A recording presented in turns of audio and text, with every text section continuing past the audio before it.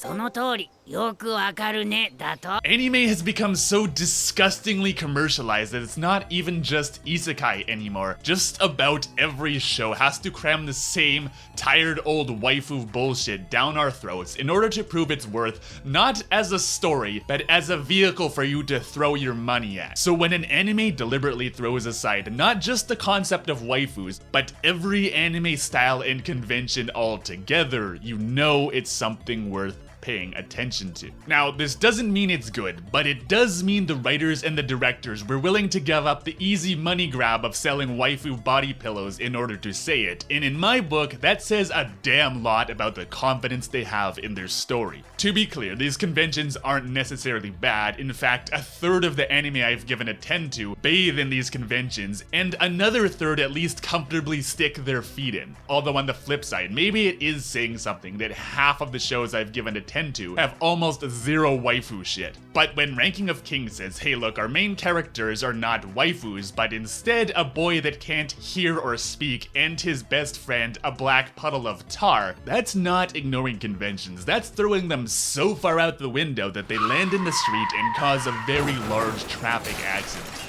So I've been listening very carefully to what Ranking of Kings has to say, and I think it's around episode 14 that it really started to speak to me when we get introduced to Oken, an exemplary man brought to ruin by the simple gift of immortality. Because this story is about compassion and understanding, Oken's immortality takes away a fundamental part of the human condition that allows him to connect to others. And just looking at how far he's fallen, we get a pretty good idea of how important this is to the story. That's why we see Healing, okay, side note, their names are Healing and Boss, and Kage means shadow, and Oken means king sword, so like, Japanese can just be so fucking literal sometimes, it hurts. Anyway, we see Healing as like such a bitch at the beginning, right? Since we're seeing the story from Bojji's perspective, we only see her as an uptight bitch, and this is such a huge gotcha in the writing. It's only as the story develops that we get to see the full picture of why she was acting like that to Bojji. Because the entire point of Ranking of Kings is to make you stop and see the world from someone else's point of view and try to figure out why they are the way they are, rather than judging them from your own narrow slice of the world. Healing wasn't born a queen, she married a king to become one, and so she's strict because she's doing her best to live up to the life she was given. When she realizes how strong Bojji has become, she's the first one to recognize that he can't be just friends with Kage because he's not a normal person. And she actually apologizes to Kage for insulting him, even though they are literal opposite social standings, her a queen and him not even a pile of tar, but a banished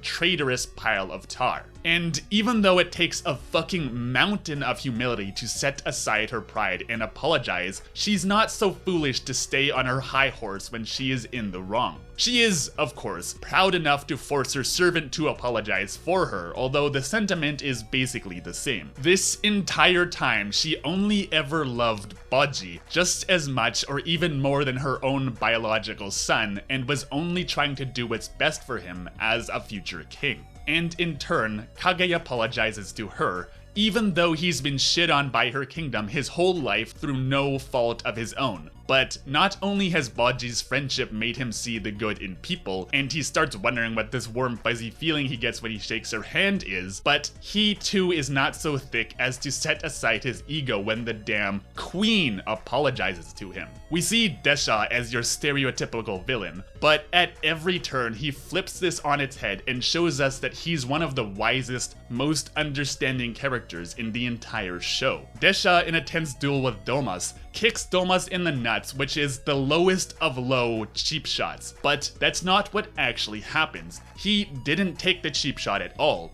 He walked right up to Domas, slowly and deliberately, while reading exactly what Domas was going to do. Because he was reading him the entire time, that the master swordsman Domas was wildly overthinking this situation, and all he had to do was literally walk right up to him. And so not only is this a victory, it's a humiliating one for Domas because he, one of the kingdom's proudest warriors, didn't so much as take a swing at Desha. Then there's Gigan. Desha sees Gigan as a criminal because he massacred his soldiers when they were using a child as ogre bait. He doesn't like that his soldiers were using a child as bait, so he understands Gigan, but also understands that war is war and what must be done is what must be done, so wants this criminal to fight for him anyway. We see Desha as a villainous, slimy king, but in reality, he's just someone who understands the duties of a king, and understands that being a good king isn't the same thing as being a good person.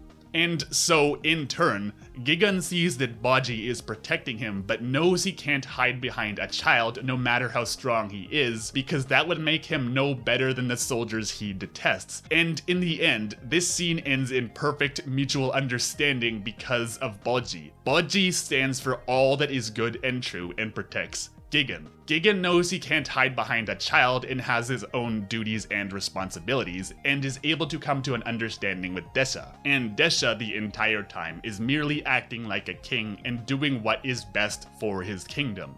Every character in the story succeeds when they are able to set aside their prejudices and see others for who they really are. This is the point of Bojji's character. Everyone considers him, and I'm sorry, but I don't have a better way to phrase this, mentally retarded. But he is, in truth, cleverer and more passionate than all of them, despite, or probably because of, his disabilities. He's able to see everyone else for who they really are, and this is the point of the power he gets from Despa as he learns to pierce the spaces between molecules with his sword. He's able to do this because he can read between the lines and see everyone's heart of hearts. But that's merely what makes him good. What makes him truly great is that he's able to overcome his disabilities and force everyone around him to see him for what he truly is. Right from the beginning, everyone judges him as the little retarded boy running around without any clothes. But little by little, he manages to swing everyone's perceptions of him by understanding them and understanding all of their motivations. He impresses Kage with his warmth, even when he was trying to cheat him. He impresses Domes when he bravely stands up to his older brother. He impresses healing with his strength. He's even able to forgive Domes for trying to kill him because he understands his place as a knight.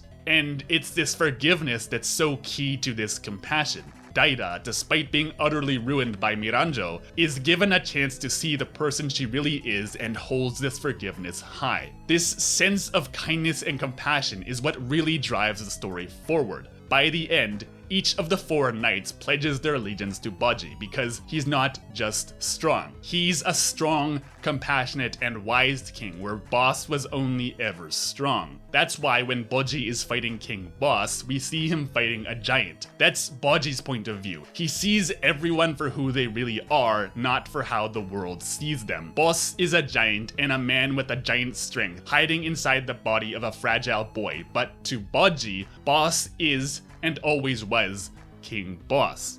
I've been wanting to talk about this anime for a while, but it's the kind of story that really demands you see the full thing to get a clear idea of what it is, you know, just like it wants you to do with people. And I'm glad I did, because where was this level of animation earlier? Holy crap, this is just showing off, dude. Oh my god. Like, this is unironically better than the last season of Attack on Titan right now. This is crazy. What on earth am I watching? I guess when one of your characters is a puddle, that frees up animation budget for something like this. And then we get to see the demon, and surprise, even the fucking demon is a sympathetic character. Like Oken, he's cursed, and it's someone who's had to change for the worse, and despises himself for it, but no longer recognizes the person he was. I don't know of very many stories that can make you sympathize with literally 100% of the characters. Homestuck, maybe, but that's just because it was so damn funny. Here, it really makes you think about every single one of them as people. They really did not need to go this far, but it's just so well written. Every character just has so much depth, and it's beautiful. Fuck all the stories with edgy, morally gray protagonists. Fuck all the isekai power fantasies. This is what we need more of. We need more anime fairy tales. We need more stories like Ranking of Kings. Stories that teach us things. Stories about morals and morality. Stories about kindness and compassion and the goodness of humanity, because God knows we need them. If you enjoyed this, be sure to check out last week's video on the lessons of introspection and being true to your furry self in Beastars. Thank you so much for your time, friends, and I will see you in the next video.